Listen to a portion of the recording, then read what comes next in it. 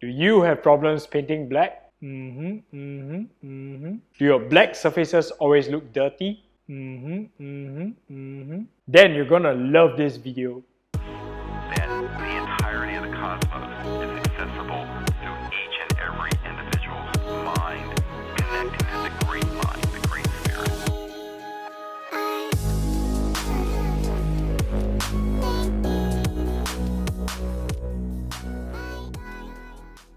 Welcome back to the channel, collectors. So in today's video, we're going to use Black Panther from Marvel United to explain how to paint black onto your miniatures. At the same time, we're going to use Black Panther as an example of how you can make your black surfaces look a lot more realistic.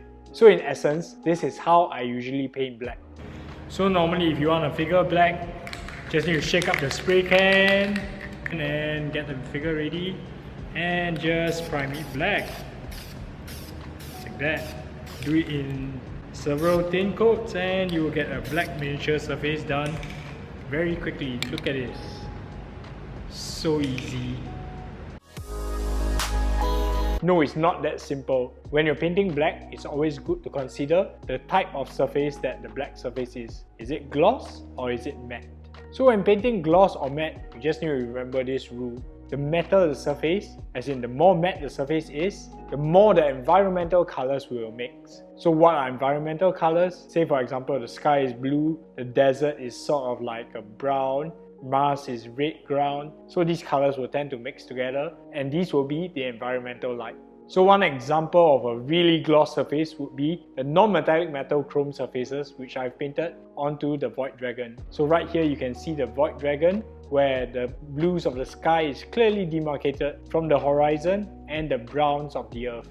In contrast, matte surfaces tend to mix all these colors together. That's why you sort of get a grey as a result. You mix the sky blue with the brown on the earth and this results in a very dull grey color which you usually see on non-shiny metals. So with that out of the way, let's paint the Black Panther right now.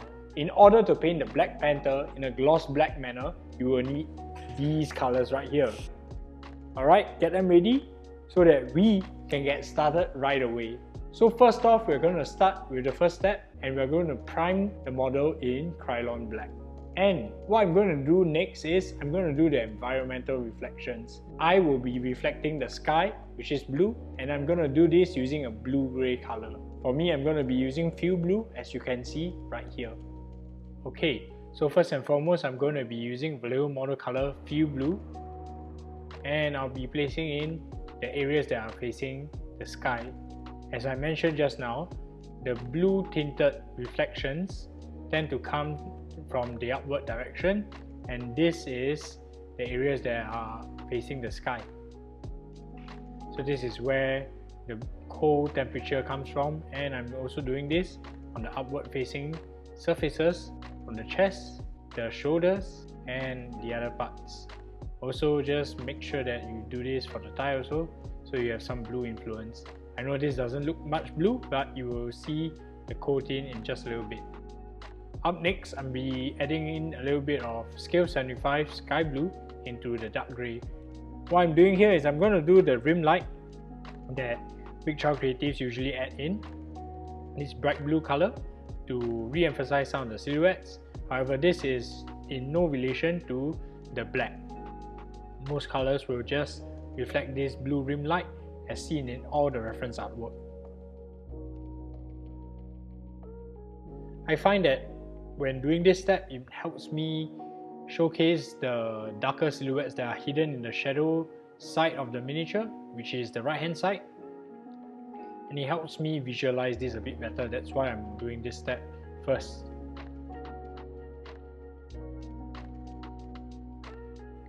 Subsequently, I'll be reflecting the warmer lights from the environment, such as the ground and the studio lights. What I'm going to be using is I'm going to be adding silver grey into dark grey from Vallejo model color, and gradually just keep adding in more silver grey.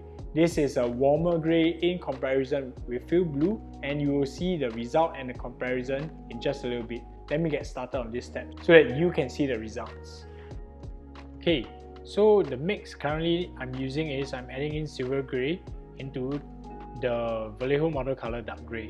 So this is definitely a lot warmer than the previous mix that I'm using, and while it's not immediately visible, gradually adding more silver grey into the mix will really showcase this result. So you will observe the result in just a little bit. Right here, as you can see, the warmer temperatures is already starting to contrast the cooler temperatures that we have just applied previously, and you can really see how two tones of grey will really make this black surface look a lot more realistic and dynamic. Pushing on some contrast, I'm emphasizing on the form of the head, his little ears, and the shine, the glint on his shoulder. Okay, so this is almost like Sky of NMM, but because this is not entirely reflective, I'm only gonna selectively highlight certain points and showcase the glossiness of this black surface. So now that's all the layering for the black surfaces done. So the cooler light is due to the sky being blue, and the warmer light is due to the environment mixing together. So say for example, the warmer colored ground like greys and stuff. These are the things that cause the warmer light reflections. Not mentioning also possibly warmer studio lights and stuff like that. So because there are these warm and cool greys in one black surface, it makes the black look a lot more realistic. And I definitely like this effect. So I learned this effect by observing pictures from Big Chow Creatives. What I've done is I've really looked at the reference image of how they've painted Black Panther and tried to dissect how I'm able to replicate this process in under 90 minutes. You really can learn a lot just by observing pictures. However, that's gonna be a video for another day. So next up, we are going to paint the silver on Black Panther's armor. Right, let's go. Alright, so now we're just going to go on to the non-metallic metal silver on his armor. Right now I'm just currently mixing in some dark grey with Vallejo model color cold blue grey, and I'm just plotting in the areas that are catching the light and plotting in the forms that will create the highlights in the subsequent layers. Okay, gradually adding more Vallejo model color pale blue grey into the mix to increase the value, as you can see right here.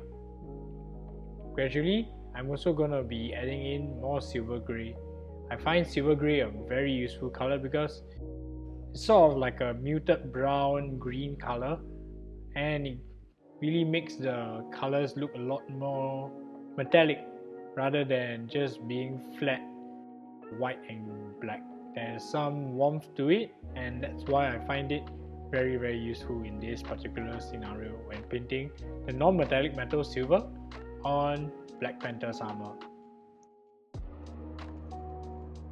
So just painting in some of the very fine highlights with a sharp brush right here, and doing all the edge highlighting.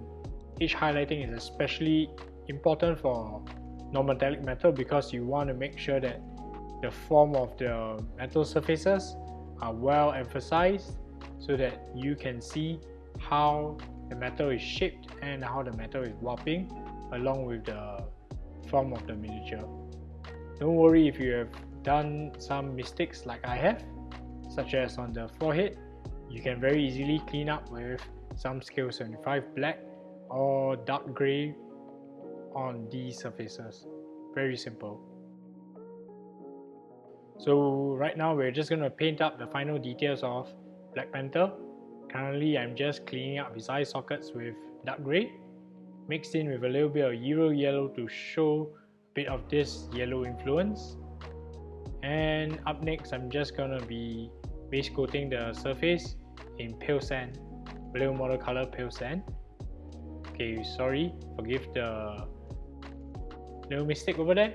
I'm just going to clean that up with black, and I'm going over with pure Games Workshop Euro yellow to really saturate the yellow lenses on his armor.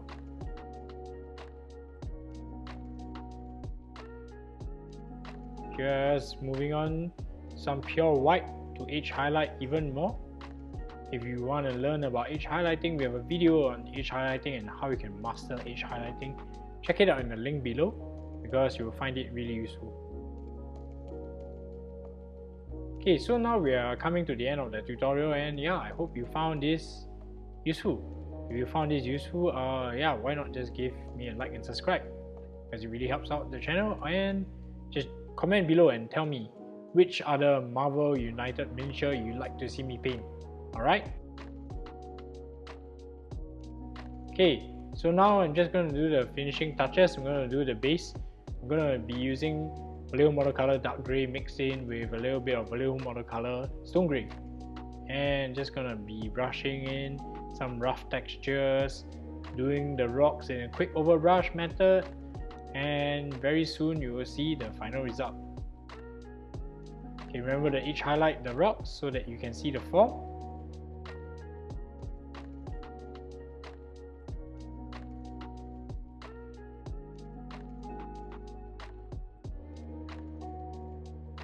And yeah, right here you will see how the rocks look a lot more dynamic, even if you just added in a little bit of basic edge highlight. Awesome. So this is the final product. I hope you enjoyed what you saw today. This is also a tribute to the late Chadwick Boseman, rest in peace. You will always be remembered as the one and only Black Panther. So there we have it. This is how I like to render black realistically. There are a mix of colors and zones to make this look a lot more realistic. So remember, if you found this video useful, why not just support us by clicking the like and subscribe, and let me know in the comments below what other Marvel United miniatures you'd like to see me paint. So up next, we are going to be working on the Black Order of Thanos. So you get to see Thanos and all his minions in one whole extended video. And oh yeah, don't forget, if you really want to support the channel, head on to the Patreon and get a whole slew of painting content available on my Patreon right now. I hope to see you in the Thanos video. See you, man.